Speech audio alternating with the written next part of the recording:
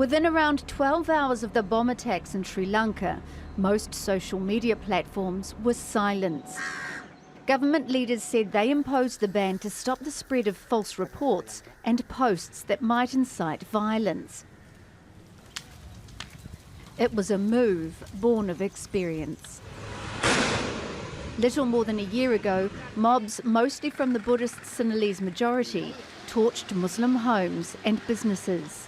The government said rumours and misinformation on social media had stoked long-standing religious tensions, and platforms such as Facebook had resisted requests to stop the spread. In the end, the government imposed a week-long ban. It's a tough one in terms of as to whether you allow social media to continue unrestricted so that you can actually then find out where it is coming, where the misinformation and the hate speech is actually coming from, learn much more about their strategies, etc. On the other hand, one risks the question of the hate speech, etc., fueling more violence.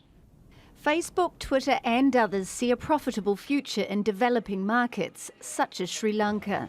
Facebook even created an app, Free Basics, to enable users with not-so-smart phones to run Facebook and access a restricted form of the internet.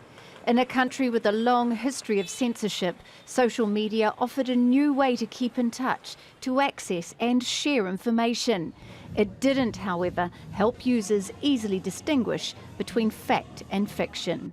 Facebook decides what content to push based on a set of rules known as algorithms. It notes what you and your networks click on, what you share, and crucially, what draws the most attention. Studies show that tends to be content that draws a strong emotional response. It's often negative and polarising. Misinformation spread quickly on social media in Sri Lanka last year. Few questioned posts from family and friends. The posts went viral, people got angry, but much of the content just wasn't true.